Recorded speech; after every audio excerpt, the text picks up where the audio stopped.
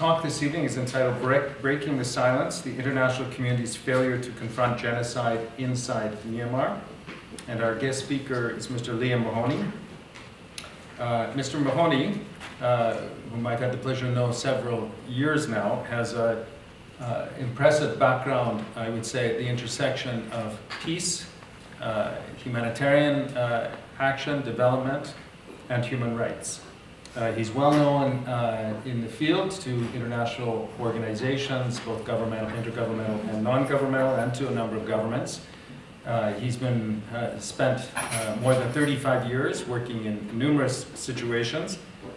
He has taught on a number of occasions, including at Princeton University, and he's authored several important reports and books. He's also well known for providing, I would say, sage advice, honest impressions, and acting always with the highest degree of integrity. As a result, he has an impeccable reputation, and we're really delighted that he's joining us this evening. The focus of his address, je ne suis pas tout à fait sûr si la traduction en français capture l'emphasis de son discours. Il est titré en français « Rompre le silence, les capacités de la communauté internationale à faire face au génocide au Myanmar », c'est peut-être plutôt à l'interne de Myanmar. He will speak more broadly about the situation, but focus of his particular reports and concern has been on the situation inside Myanmar, where there are, it's believed, between 400 and 500,000 Rohingya remaining. Perhaps you have a more precise figure on that at this point.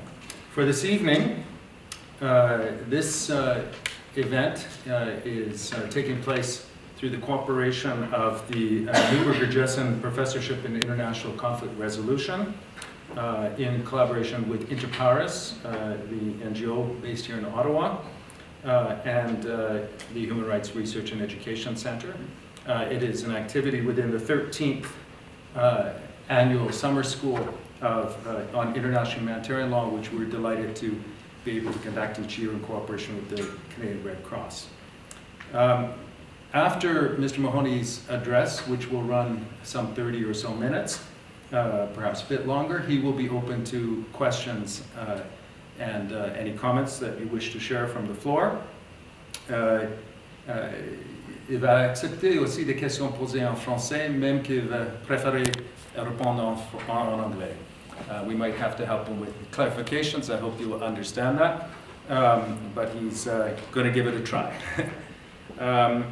After the exchange, we will repair upstairs to the third floor, where there will be a reception. You're all invited to attend. This event is being recorded, as you can see. Took power in the 1960s, and there's just been a steady series of actions taken against the Rohingya to marginalize them, to take away their identity, and eventually to take away their citizenship, and 3 different times to push large portions of them out of the country across the border into Bangladesh. So there was a huge exodus in the 1970s, and another in the 1990s, and now the most recent one that you've all heard about. So it's important to realize this, because this crisis is often very misdiagnosed as being a communal struggle in Rakhine State between the Rohingya population and the Rakhine ethnic group that also live in that state. And in fact, it's not. There is a communal struggle between those populations, but the problem the Rohingya face is a national policy against the Rohingya population that's been going on for 50 years, and that's why it is appropriately termed a genocide. After that, the largest portion of Myanmar, of the Rohingya population, lived in a few townships in northern Rakhine State, and they were cared for, essentially, in different ways by the United States High Commission for Refugees and the World Food Program and a few large NGOs. And they were trying to survive in very difficult circumstances, in which the government imposed an intense set of controls over them that basically amount to, and have been characterized as, apartheid by a more recent Amnesty International report. They are restricted in how they're allowed to move from one town to another. They're restricted in how many children they can have. They're restricted in registering births of children, in access to education, and all kinds of restrictions because of their identity. And the UN and other humanitarian organizations accompanied that process for over a decade in northern Rakhine State, very quietly. Then the feeling at that time was this was still a military government, a very difficult to deal with military government, and the fear was if they didn't do exactly what that government said, they would be expelled and wouldn't be able to help this population. So they developed a pattern, and that pattern was one of complete compliance for fear of losing the ability to help. Okay? Now, in 2012, the situation got a bit worse because in a different part of Rakhine, central Rakhine, there were a series of riots, communal riots, so to speak, although there's plenty of evidence that these were politically manipulated and created events to attack the Rohingya. And as a response to those riots, the government took over 100,000 Rohingya people and basically interned them in internment camps and forced them to stay inside the borders of these camps with no ability to move outside. So they were essentially a type of concentration or internment camp. But the international humanitarian community labeled them internally displaced persons camps, like they have anywhere else where people are forced to move, and provided all the services that they would usually provide to refugees or internally displaced people.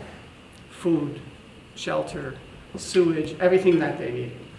And so, in essence, those people, and they're still there in those concentration camps, over 100,000 people have been living in internment camps that were almost fully subsidized by international support from international donors, including quite a bit of Canadian money, because Canada supports almost all of the kinds of NGOs that do this work, and the UN.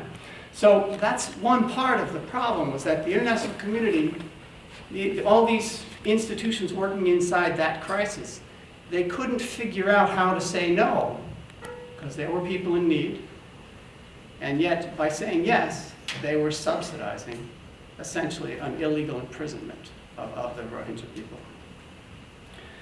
So more recently, most of you would have known more of the recent news is the fact that there were now, in October 2016 and August 2017, small attacks by a new armed group, a new Rohingya armed group in that area, which were responded to by massive counterattacks by the Myanmar military, which resulted most recently in the majority of the population being pushed across the border into Bangladesh. So in that sort of very short version of the history, I want to just point out what I learned from people engaged in the work trying to help the people in this crisis as to what were the major weaknesses of the international response. Because the title of this talk is about the failure to confront genocide in Myanmar. And it is kind of interesting that there's almost a schizophrenia in most of the international institutions between the way they behave inside Myanmar and the way they behave outside Myanmar. So that you have lots of vocal talking about human rights abuses or genocide or whatever happened outside Myanmar, but inside you have a situation of utter compliance and quiet support even for what the government is doing. So, and how does that happen? Because it doesn't happen because anyone inside wants to do it. It's kind of a complicity under duress, because of the way the Myanmar government has built up a very successful strategy of pressuring international actors to do exactly what it wants them to do. Okay? So one aspect, one weakness, is just a failure to share information about what is known about what's happening to the Rohingya. That's been going on since the late 1990s, when the international community arrived in northern Rakhine State and never shared publicly much data about what was going on to Rohingya. Secondly, a real fear of any kind of advocacy, of speaking out and putting pressure on the Myanmar government to try to change what it was doing. So you see advocacy from people in Geneva and Brussels and Toronto and Ottawa or whatever, but you don't see much advocacy going on right inside in the capital of Myanmar. Okay. You have this process of subsidizing these internment camps that I've described. You have a tendency to accept and speak within the discourse that is imposed on people by the Myanmar government. All the international organizations and all the diplomats, you may no longer use the word Rohingya in Myanmar. And that the idea was these are not Rohingya, this is not an ethnic group that we recognize in any way. And almost the entire international community accepted this demand and stopped using the word. And so what you saw is basically the euphemism for Rohingya for the last 5 years in Myanmar is to just say Muslims in Rakhine, rather than actually say the name of the ethnic group. Without sort of taking seriously the fact that this move was an important, not more than symbolic attempt to erase an identity of an ethnic group. And that part of a genocidal strategy is about erasing not just bodies, but identity, and erasing a Rohingya from the map of what is Myanmar. And so it's an ongoing challenge in Myanmar because even with all the publicity that's gone on in the last couple of years about the attacks against the Rohingya, inside Myanmar, it's still pretty hard to say a word. And you find lots of organizations just find the path of least resistance is to not say it. Okay. Another really important weakness is the way that the international community has been diagnosing the conflict by calling it a communal conflict, which is what the state calls it as well. And so the Myanmar state says there's a communal conflict and we need to do conflict management amongst the Rakhine and the Rohingya. And it takes all attention off the fact that this is a centrally state-managed attack on an ethnic population. And so, and if you talk to most development organizations and development donors, there's lots of desire to fund work in different communities in Rakhine State to help bring Rakhine people together with Rohingya people so they like each other more, which is good. It's a good idea. No question. That's a really good idea. It is just not the actual main problem that the Rohingya face. It's not the Rakhine population that has driven them across the border into Bangladesh in hundreds of thousands 3 times in their history. Okay? It's not the Rakhine population that imprisons them in concentration camps. It's the national government. And so the attention in the response needs to be on the policies of the national government. Okay. Our next weakness is that there's a lot of, often that when donors, donor states and development organizations look at a conflict like this, they say, well, it's a conflict. Conflict is driven by poverty and there's a need for economic development, so you get a response to a conflict is to promote economic development. And in this case, because no one is willing to talk about the fact that it's an apartheid state, the risk is that every attempt to offer any support for economic development in Rakhine State is offering support that will strengthen a structure of apartheid that exists there. Because you can't support development in an apartheid situation without supporting it unless you're actually actively doing things consciously and strategically to undermine it. Okay. So, and then the last weakness I would point out is that most of the international actors have great difficulty actually listening to the Rohingya population. So there's a lack of empowerment of the Rohingya population. There's a lack of contact. This is not entirely the international organization's fault. The state does everything possible to prevent this relationship from developing. The state does everything possible to prevent Rohingya from even being able to form organizations that could be a voice for themselves. So it's a very big challenge because you want to come up with solutions that are responding to what the people themselves want, but it's very hard to actually see what the articulated voice of this population is. And the organizations are so busy dealing with day-to-day crises of just trying to respond to needs that they can't actually go to a lot of places to talk to Rohingya, that they're limited in being able to listen. And this has really weakened their responses as well. So I want to focus a little bit on the advocacy weakness, because it's interesting to think about, well, as things get this bad, like how could there still be such a resistance to doing advocacy or sharing information? Okay. And when I went there in 2015, a lot of international organizations talked to me about the concept of red lines. And their idea was, well, we have to think about what are the red lines of how bad things could get before we would realize we have to speak out.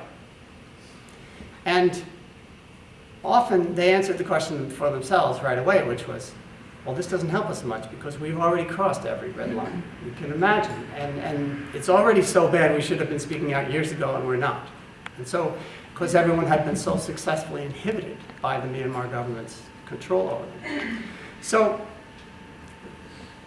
what we've seen instead is a sort of broad embrace of the idea that quiet diplomacy is the only thing that you can do in Myanmar. You can't do anything public and you can't share information, so everything has to be quiet diplomacy, where a few people who can get the door open to go talk to the Myanmar government are, we hope, doing the advocacy that needs to be done in a quiet way. And there's a lack of any strategy that combines quiet diplomacy and public action. Okay, and so, the problem there is that quiet diplomacy has been very effectively manipulated by the Myanmar government, because since they're not actually paying any cost in terms of public embarrassment in the earlier years, they're paying quite a bit now, but before they were not paying very much cost, they could listen to all the quiet diplomacy they needed for days and years and years and years without actually changing anything, because there wasn't any cost. There wasn't a sort of a give and take of quiet diplomacy and international pressure. So the second weakness of advocacy is that everyone is afraid of the consequences. So all the international organizations are afraid that if they do advocacy or if they do anything public, there will be some level of retaliation, and mostly they fear losing access. They would be cut off from being able to do their work and serving people. Okay? Then they fear they'd be expelled from the country, which has also happened. So there's those fears of consequences. The third weakness is that they don't believe they can do any good. Myanmar decide that they could accept having the Rohingya identity as part of their national, their nation. Okay? If it's going to happen, it's going to take a long time. But we have to be thinking, if we're trying to help that to happen, we have to have hope and strategy to try to commit to something that'll make a difference over the long term, even when we don't see it now. Okay? We have to, secondly, change the narrative. You have to, for instance, if you're working in Myanmar, even though it causes friction, you should be speaking with the word Rohingya. Okay? It was interesting to me that when I first went to Myanmar in 2015 and people were telling me they don't use the word Rohingya, I had a meeting with a number of representatives of embassies, and the Swedish embassy said, well, actually, we still use the word Rohingya. We decided that was a bad idea. And they yell at us. And so part of the challenge sometimes of deciding that you can't just accept an oppressor's discourse is you have to accept that if you use a better discourse, you might get yelled at. You might get a lot of friction. You might even get worse retaliation. And so they don't sort of see that there's a power in the humanitarian community's voice, because it is recognized internationally as a kind of good deed doers. Like when the humanitarian community speaks, people do actually assume that they're not lying most of the time. And they have a power to be heard and be listened to, but they don't know it. Especially people out in the field don't know it. But they also don't think the Myanmar government responds to anything, and they don't think they have any influence, which is an understandable conclusion, because the Myanmar government actively does everything it can to make you believe that they're not responding to everything and that they don't care what you say. Okay? And that's a common response of a government that's under pressure, is to try to make those who are pressuring them think that it doesn't matter to me what you say.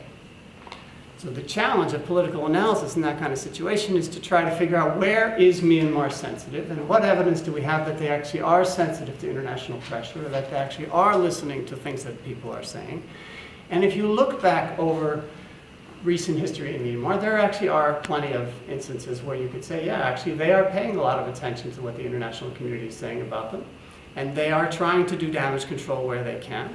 And in fact, you could even argue that the entire democratic political change that happened in Myanmar was in part influenced by the pressure that was brought on them over decades for the abuses that the military had been engaged in. So there's a lot of evidence that it could make a difference. But the problem with advocacy is that you almost never see that it makes a difference the day you do it. So you go and you try to do advocacy with a state like Myanmar, and the first thing you're going to see is all the negative consequences. I've had meetings in the Myanmar, what's the equivalent of their State Department, where I just literally got yelled at before I even said anything, because I represented a human rights voice from the outside world, the attempt to sort of squelch advocacy and to punish advocacy is very clear, and you feel that right away. So it's easy to feel that it doesn't work. But the idea that advocacy works is only something you see after a long time, as a whole lot of different pressures accumulate and a change happens. So it takes a certain amount of hope and faith and clear strategy to keep doing advocacy when mostly you're getting negative feedback. In the paper that I wrote on this situation, one of the comparisons that I make, which I think is important not to forget, some of you may be closely aware of it as well, is the situation that happened between 10 and 12 years ago in Sri Lanka. At the end of the war in Sri Lanka, we had a crisis in which the Sri Lankan government used many of the same tactics on the international community inside Sri Lanka. And they carried out a terrible set of attacks at the end of the war crimes against the Tamil populations, which the UN and international organizations failed to publicize, even in some cases actively hid, and then went on to similarly support ethnic internment camps for Tamil population. And it was such a scandal that the UN actually investigated itself afterwards and came up with an entire new doctrine, which they called human rights up front, to say we won't do that again. We will now try to make sure that the whole UN system knows that you can't let human rights abuse go to that point without taking preventive action and trying to do something about it.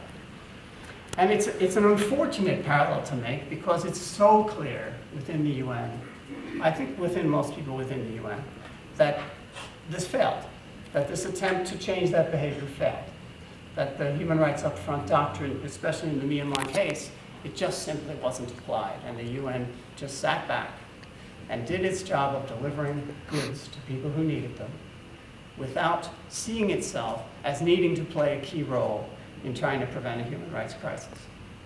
And one of the reasons it failed, I think, is crucial, which is that the Myanmar government had one simple strategy for keeping the UN quiet, and that was to make sure that the High Commission for Human Rights was never allowed to set up operation effectively inside Myanmar, the one part of the UN system that is designed to deal with human rights and speak out about human rights.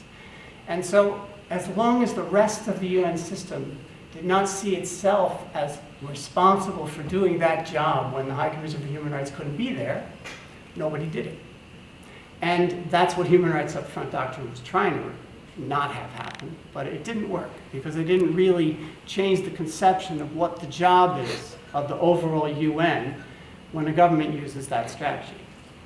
And it's something the UN has to figure out a solution to, because there are plenty of other countries where the country does not allow the High Commission for Human Rights to set up operation and do the job of monitoring human rights. So what do we do next? What do we do with this situation moving forward in Myanmar? I think my report comes out with a set of recommendations. I'll just go through them really quickly.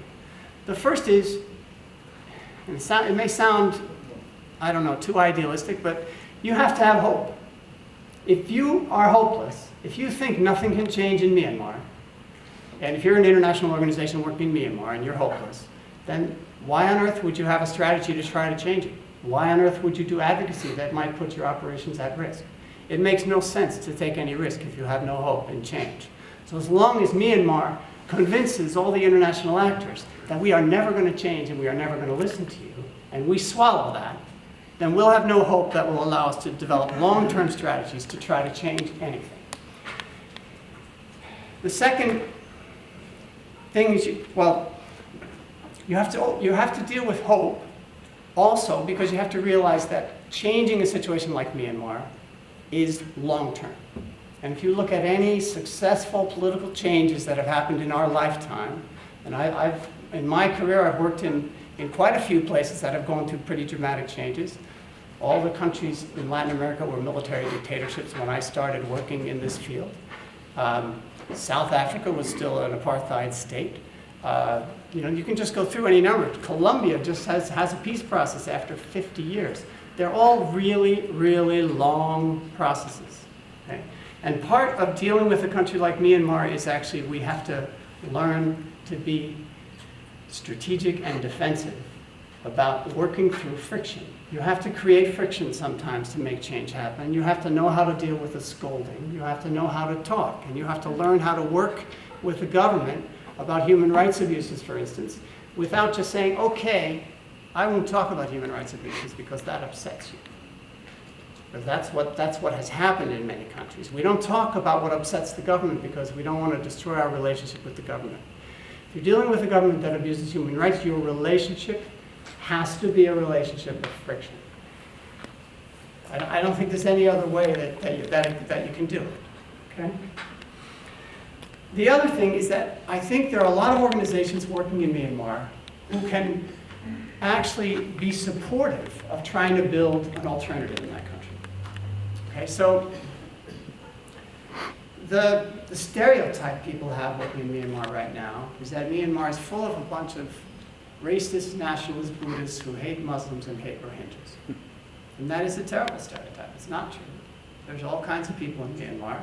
There's all kinds of Democrats in Myanmar. Some of them went to jail for a long time fighting for democracy. And we, as international organizations, need to be finding ways to support voices that are different in Myanmar. Voices of tolerance, voices of groups that are willing to work across ethnic boundaries, groups that are willing to work for real democracy and trying to build a different kind of movement in Myanmar. And like I said, it's going to take decades, but there are lots of organizations that could be helped. And there are organizations internationally that could be looking for them and helping them. And if we have some hope that only by starting small and building up those kinds of organizations are we ever going to have an alternative in that country, then maybe we can develop some better strategies. And thank you very much. I'm happy to take questions.